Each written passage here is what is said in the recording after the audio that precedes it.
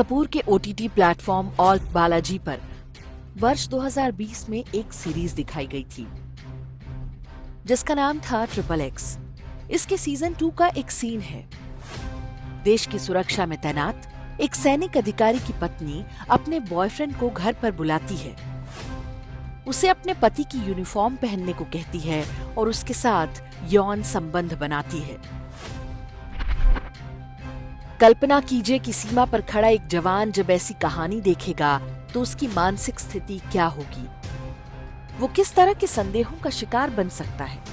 इसका उस सैनिक के परिवार और अंततः देश की सुरक्षा पर क्या क्या दुष्प्रभाव पड़ सकते हैं। सीमा पर खड़ा एक सैनिक तब तक ही शक्तिशाली है जब तक वो अपने परिवार की ओर से निश्चिंत है।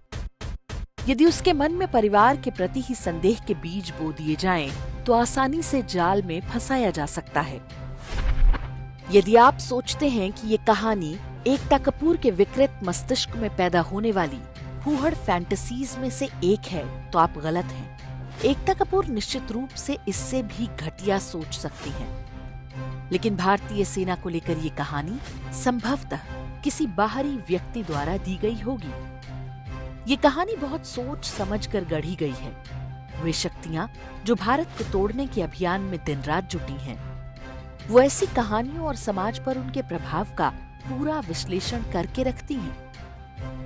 वो जानती हैं कि भारतीय सेना जब तक सशक्त है तब तक वो भारत का कुछ भी बिगाड़ नहीं सकती।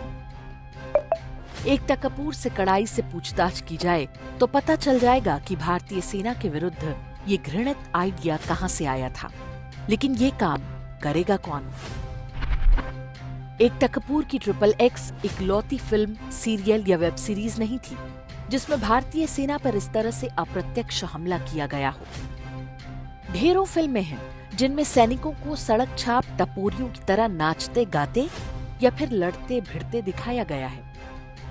नेटफ्लिक्स पर गुंजन सक्सेना द कारगिल गर्ल के नाम से एक फिल्म दिखाई गई थी जिसमें दिखाया गया कि भारतीय वायुसेना में महिला अधिकारियों के साथ भेदभाव होता है। जबकि ये फिल्म जिस असली गुंजन सक्सेना पर आधारित थी, उन्होंने अपनी पुस्तक में वायुसेना के पुरुष अधिकारियों के सहयोग की बात कही है। अब सोचिए कि फिल्म में ये फेमिनिस्ट तड़का क्या सोचकर डाला गया होगा। यही वामपंथी नारीवाद जब आगे बढ़ता है तो न्यायपालिका के माध्यम से सेना को कमजोर बनाने के षड्यंत्र रचता है।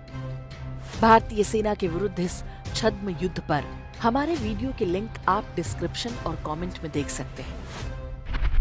वापस लौटते हैं एकता कपूर पर। जब उन्होंने भारतीय सेना के बारे में आपत्तिजनक एपिसोड प्रसारित किया, उससे कुछ महीने पहले ही उन्हें पद्मश्री सम्मान देने की घोषणा हुई थी। देश को बताया गया था कि राष्ट्र की विशिष्ट सेवा के लिए उन्हें पद्मश्री दिया जा रहा है। एकता कपूर ने राष्ट्र की क्या सेवा की है, ये किसी से छिपा नहीं है। उनके C ग्रेड धारावाहिकों ने भारतीय परिवार व्यवस्था को जितनी क्षति पहुंचाई है, उतनी संभवतः वामपंथी नारीवाद ने भी नहीं पहुंचाई होगी। नरेंद्र मोदी सरकार ने कई साधारण किंतु योग्य लोगों को पद्म पुरस्कार से सम्मानित करके बहुत प्रशंसा बटोरी है। लेकिन एकता कपूर जैसों को पद्मश्री क्यों और किसकी अनुशंसा पर दिया गया, ये प्रश्न जनता के मन में सदैव रहेगा।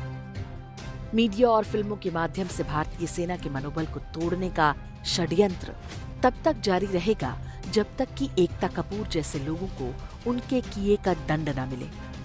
ये कार्य यदि सरकार नहीं करती है तो जनता को अपना उत्तरदायित्व निभाना होगा। मनोरंजन के नाम पर हो रहे हर तरह के देश विरोधी और धर्म विरोधी कृत्य को सहना बंद करना होगा।